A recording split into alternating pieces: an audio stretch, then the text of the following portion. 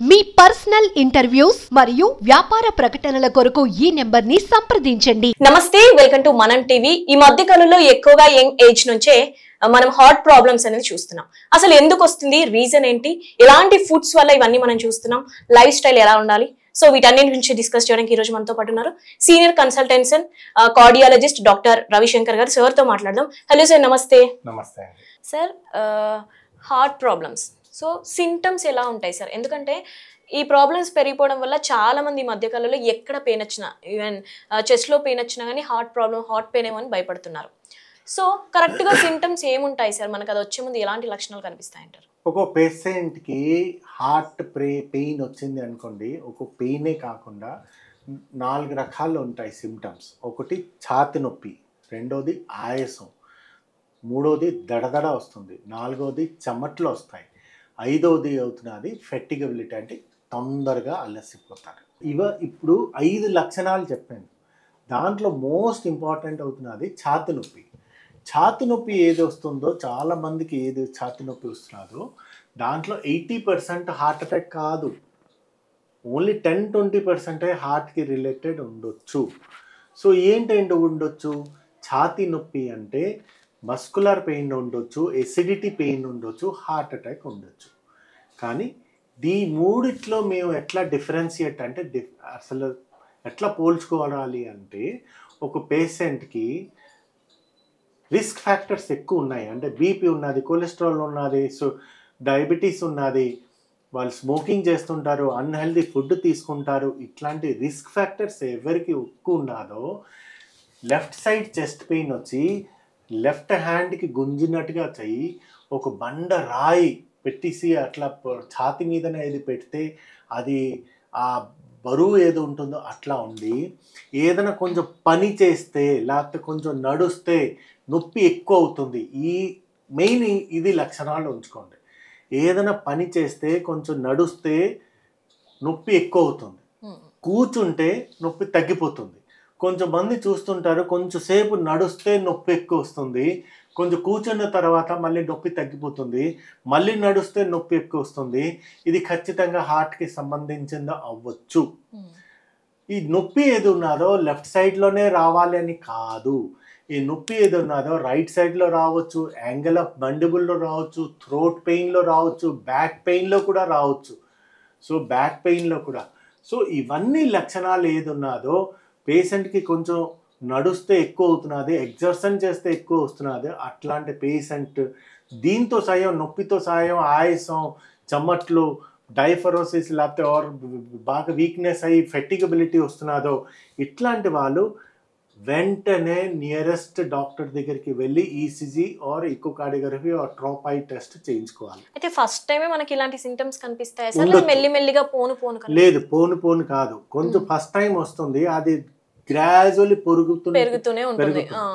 So ఇప్పుడు gastric pain అనుకోండి, ఒక పర్సన్కి ఖాళీ కడుపులో ఉన్నప్పుడు ఎసిడిటీ వస్తుంది, మళ్ళీ కొంచెం ఏదైనా కొంచెం తిన్న తర్వాత తగ్గిపోతుంది, వాళ్ళకి పడుకుంటే అవుని, నించుంటే అవుని, నడుస్తూ అవుని, అదే సేమ్ లక్షణాలే ఉంటాయి, కొంచెం కూర్చుంటే అవుని, ఏంటి అవుని దానికి. సో వాకింగ్ చేస్తుంటే, పని చేస్తుంటే గ్యాస్ట్రిక్ పెయిన్ తగ్గుతుంది అని కాదు, ఎక్కువ అవుతుంది అని కాదు. సో దానికి అసలు సంబంధం లేదనుకోండి, ఇవన్నీ గ్యాస్ట్రిక్ పెయిన్స్ ఉంటాయి. మెయిన్లీ గ్యాస్ట్రిక్ పెయిన్ ఏది ఉంటుందో ఈ అంబలికస్ చుట్టుపక్కల ఉండొచ్చు, ఆర్ ఎపిగ్యాస్ట్రిక్ పెయిన్ ఇక్కడ ఉండొచ్చు. సో సైట్ ఆఫ్ ది ఏది ఉన్నదో గ్యాస్ట్రిక్ పెయిన్లో కూడా ఉండొచ్చు. ఒక్కసారి మీరు గ్యాస్ట్రిక్ పెయిన్ ఉన్నది అనుకోండి, వాళ్ళు ఖచ్చితంగా ఒకసారి టెస్ట్ చేయించుకున్న తర్వాత మీకు గ్యాస్ట్రిక్ పెయిన్ ఉన్నదా, హార్ట్ పెయిన్ ఉన్నదా తెలిసిపోతుంది. మూడోది అవుతున్నది మస్కులర్ పెయిన్. మస్కులర్ పెయిన్ అనుకోండి, మీరు చాలామంది చూస్తుంటారు, సాఫ్ట్వేర్స్ ఒకవైపు చేసుకుంటే ఆర్ పోస్చర్ డిఫరెంట్ పెట్టుకోండి, అది ప్రాపర్గా సిట్ అంటే మీరు కూర్చున్నప్పుడు కూడా ఒక్కోటి 90 డిగ్రీలో ఉండాలి. అది కూడా కాకుండా దానివల్ల కూడా నొప్పి రావచ్చు, దానికి మస్కులర్ పెయిన్ అంటారు. దానికి ఏంటంటే యూజువల్లీ ఇట్లా ఒత్తుతే పెయిన్ ఎక్కువ వస్తుంది, తగ్గుతుంది. సో దీనికి టెండర్నెస్ అంటారు. ఇది మస్కులర్ పెయిన్, దాని గురించి కంగారుపడ అవసరం లేదు. సో మస్కులర్ పెయినా, గ్యాస్ట్రిక్ పెయినా, హార్ట్ పెయినా, ఇది మాకు ఖచ్చితంగా మేము కొంచెం అయినా మేము పట్టించుకుంటే మాకు తెలిసిపోతుంది ఇది.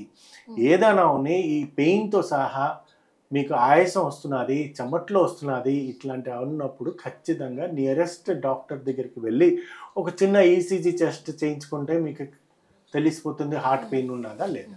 సో ఏ ఏజ్ వాళ్ళకైనా ఇవే సింటమ్స్ కనిపిస్తాయి? లేదు, కొంచెం ఇప్పుడు డెఫినెట్లీ డిఫరెంట్ ఉంటాయి. ఇప్పుడు నేను చెప్పాను కదా 10 to 15 yearsలో పెయిన్ ఏది వస్తుందో రుమాటిక్ హార్ట్ డిసీజ్ వల్ల రావచ్చు. సో రుమాటిక్ హార్ట్ డిసీజ్ అంటే వాల్వ్స్, ఇది not heart attack, valves close అయిపోయిన వల్ల కూడా అది రావచ్చు. సో ఓల్డ్ ఏజ్లో కూడా ఎయోటిక్ స్టెనోసిస్ వల్ల కూడా రావచ్చు. సో ఎవ్రీ స్టేజ్లో ఎవ్రీ ఏజ్ ప్రకారం కూడా హార్ట్కి రిలేటెడ్, హార్ట్ అంటే ఓన్లీ హార్ట్ అటాకే పెయిన్ రాదు, వేరే ప్రాబ్లమ్స్ కూడా ఉండొచ్చు. సో ఏజ్ ప్రకారం దాని డిసీజ్ ప్రకారం హార్ట్ పెయిన్ కూడా రావచ్చు. అయితే కరోనా తర్వాత అసలు మెడిసిన్స్ వల్ల కూడా వచ్చే ఛాన్స్ ఉంది అంటున్నారు కదా సార్? చాలా మట్టుగా మాకు ఇప్పుడు జర్నల్స్లో కూడా కొన్ని వచ్చాయి. ఏంటంటే కోవిడ్ వల్ల అండ్ కోవిడ్ వ్యాక్సిన్ వల్ల కూడా హార్ట్ అటాక్ కొంచెం ఎక్కువ అవుతుంది. సో దాని రీజన్స్ ఉన్నది. కోవిడ్ వల్ల హార్ట్ అటాక్ ఎక్కువ ఉన్నది ఖచ్చితంగా, అది ప్రూఫ్డ్. కోవిడ్ అంటే కరోనా వల్ల, కరోనా వైరస్ వల్ల, కోవిడ్ వైరస్ వల్ల బ్లడ్ ఏది ఉన్నదో క్లాట్స్ అయిపోతాయి. ఆ క్లాట్స్ అయిపోయి బ్లడ్ సప్లైలో క్లాట్స్ అయ్యి కొరోనరీ హార్ట్ అటాక్లో బ్లడ్ సప్లైలో క్లాట్స్ అయిపోయింది అనుకోండి, దానికి హార్ట్ అటాక్ అంటారు. సో అట్లాగే కొన్ని వ్యాక్సిన్స్ ఉన్నాయి, కోవిడ్ వ్యాక్సిన్స్, ఎంఆర్ఎన్ఏ వ్యాక్సిన్ వల్ల కొన్ని ప్రూఫ్స్ వచ్చాయి. ఏంటంటే దానివల్ల హార్ట్ అటాక్ కూడా ఎక్కువ రావచ్చు. కానీ దీనికి ఒక లార్జ్ రెండమైజ్ ట్రయల్ కావాలి. మేము కొన్ని సందర్భాల్లో మేము చూసాం ఏంటంటే వ్యాక్సిన్ వల్ల ఎక్కువ వస్తున్నదని, కానీ దానికి సైంటిఫిక్ ఆధారం కావాలి అంటే కొన్ని స్టడీస్ కావాలి. ఇప్పుడు దాకా స్టడీస్ లేదు కనుక వ్యాక్సిన్స్ వల్ల హార్ట్ అటాక్ ఎక్కువ వస్తున్నది అని సైంటిఫిక్లీ మేము ప్రూఫ్ చేయలేం. రైట్ సార్, థ్యాంక్ యూ అండి.